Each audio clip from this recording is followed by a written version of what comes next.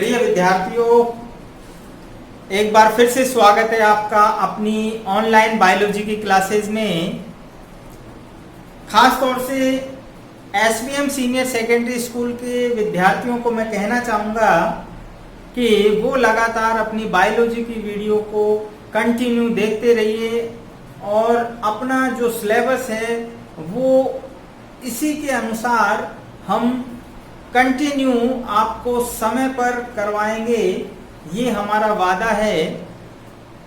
School running में जब भी चलेंगे तब चलेंगे, सरकार का आदेश आएगा तब हम कंटिन्यू वहाँ पर स्कूल में लगातार इस वीडियो को आगे बढ़ाएंगे। लेकिन फिलहाल जो है, जब तक लॉकडाउन चल रहा है, सरकार जब तक आदेश नहीं देती है स्कूलों के खुलने के, तब तक हम कंटिन्यू हमारा जो है वीडियो आपको मिलता रहेगा। तब तक आप देखते रहिए लगातार हमारी सीरीज को। आज हम मानव संवेदी अंग जो हमारा चैप्टर चल रहा है उसका लगभग अंतिम पार्ट है। आज 10वां भाग हम लेकर आए हैं और इसमें आज हम जो शेष संवेदी अंग बचे हुए हैं, इससे पहले हमने आंख के बारे में नेत्र का पूरा डिटेल से पढ़ चुके हैं, कान के बारे में हम पूरा जो है डिटेल से पिछली वीडियो में पढ़ चुके हैं। आज हम अन्य संवेदी अंग जिसमें हम देखते हैं जिह्वा, जिसे हम जीव अर्थात टंग कहते हैं, जो कि एक स्वाद संवेदांग है जिसे स्वादेंद्रियां भी कहते हैं। जीभ मुख गुहा के अधर तल पर स्थित होती है, हम सभी जानते हैं। हमने पाचन तंत्र में पढ़ा था कि जीभ जो है हमारी मुख गुहा में अधर सतह पर एक पेशीय अंग होता है जिसका काम स्वाद का ज्ञान कराना है। यह एक प्रकार का रासायनिक संवेदांग है जो विभिन्न प्रकार के रसायनों को ग्रहण करता है। रासायनिक पदार्थों की प्रकृति के अनुसार हम बात करें तो इसमें भिन्न भिन्न प्रकार की स्वाद कलिकाएं होती हैं। आपने पढ़ा होगा पिछली क्लासेस में कि जीभ के अंदर विभिन्न प्रकार की स्वाद को ग्रहण करने के लिए टेस्ट बर्ड अर्थात स्वाद कलिकाएं होती हैं,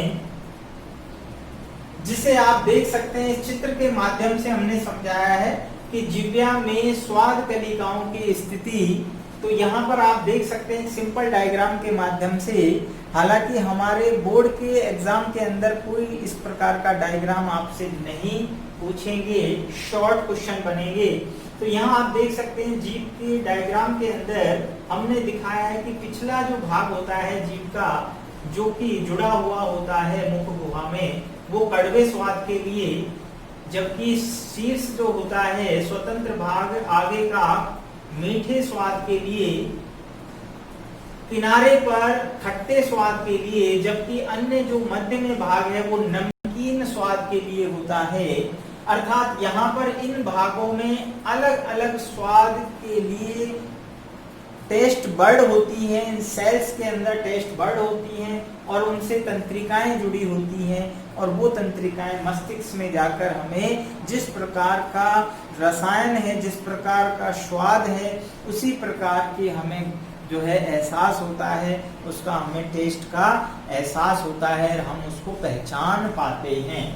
तो जिह्वा हमारे लिए स्वाद का ज्ञान कराती है।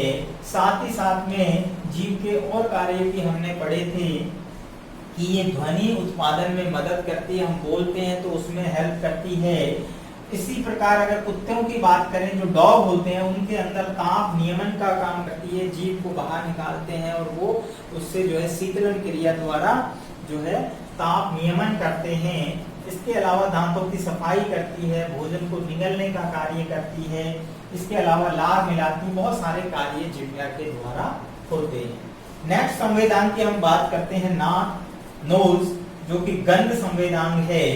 यह घ्राणेंद्रियां भी कहलाती है। घ्राण ऑर्गन जो कि ऑल्फैक्टरी रिसेप्टर होता है।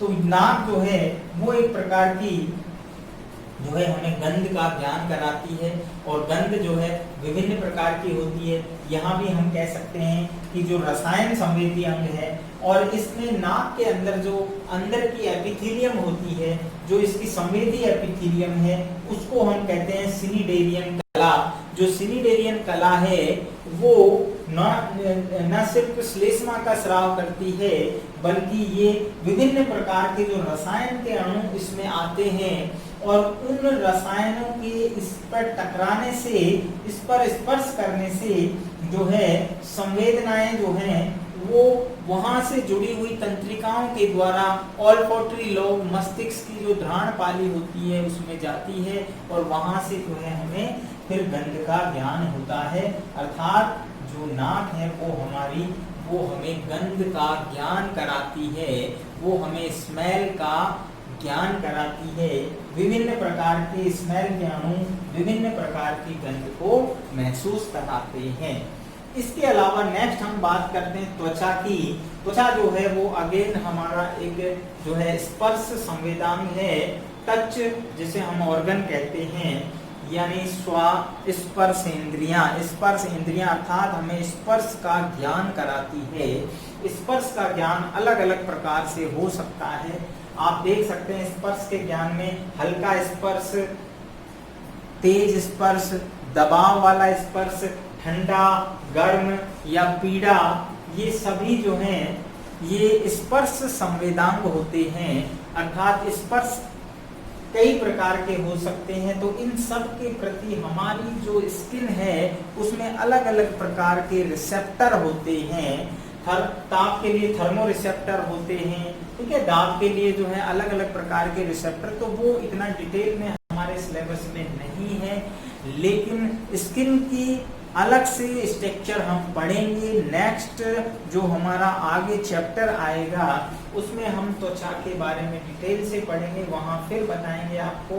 अभी हमें केवल इतना समझना है कि त्वचा जो है हमारी वो स्पर्श संवेदांग है, यानी वो सेंसरी ऑर्गन की दृष्टि से हम बात करें तो वो स्पर्श का ज्ञान कराती है, क्योंकि त्वचा के अंदर जो सेल्स होती हैं उनमें अलग अलग प्रकार की जो सेल्स हैं उनमें तंत्रिकाएं जुड़ी होती हैं, और अलग अलग प्रकार के संवेदी जो ऑर्गन्स हैं उसमें संवेदी जो सेल्स हैं उनके द्वारा अलग अलग प्रकार के स्पर्श, जैसा हमने कहा दाब, ताप, ठंड जो है आपके पीड़ा है, दर्द है, उनको महसूस कराती है, उन्हें हमें आभास कराती है। नेक्स्ट अगर हम बात करें तो कुछ अन्य संवेदनाएं होती हैं, जैसे भूख के प्रति संवेदी जो संवेदनाएं होती हैं वो आमाशय की भित्ति में उपस्थित जो सेल्स होती हैं वहां पर ग्राही ऑर्गन होते हैं, वो हमें भूख का आभास कराते हैं। प्यास की अगर हम बात करें तो हमें प्यास के प्रति संवेदी जो हमारे सेल्स होते हैं, ऑर्गन होते हैं, वो कहाँ होते हैं? ग्रसनी के अंदर होते हैं, ग्राही ऑर्गन होते हैं। इसी प्रकार थकान के प्रति अगर हम संवेदना की बात करें, हमें थकान कब होगी तो हमारी मांसपेशियों के अंदर जो कंकाल पेशियां हैं, खासतौर से उन कंकाली पेशियों के अंदर जो है सेल्स जो होती हैं उनसे जुड़ी तंत्रिकाएं जो होती हैं वो सूचना ले जाती है मस्तिष्क को और हमें थकान का आभास होता है। तो इस प्रकार हम कह सकते हैं कि हर एक ऑर्गन में अलग अलग प्रकार की संवेदनाओं को ग्रहण करने के लिए जो है कोशिकाएं होती हैं, और वो कोशिकाएं तंत्रिकाओं से जुड़कर मस्तिष्क में जाती है और हमें उस पर्टिकुलर उस विशेष संवेदना को ग्रहण करने में मदद कराती है, हमें आभास कराती है। तो आज हमने देखा कि हमारा जो संवेदी ऑर्गन्स का चैप्टर है वो कंप्लीट हो जाता है यहाँ पर आज की वीडियो में। इसके बाद हम नेक्स्ट जो वीडियो बनाएंगे वो नेक्स्ट चैप्टर के लिए होगी, जो कि हमारा अगला चैप्टर होगा, जिसमें हम देखेंगे जो जेनाइटल ऑर्गन अर्थात जो जनन अंग होते हैं, मानव के जनन अंग अगला जो हमारा वीडियो होगा उस पर बेस्ड होगा।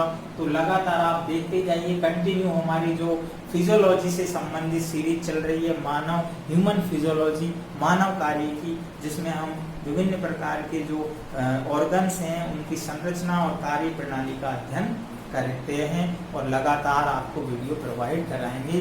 तब तक के लिए देखते रहिए ऑनलाइन बायोलॉजी क्लासेस।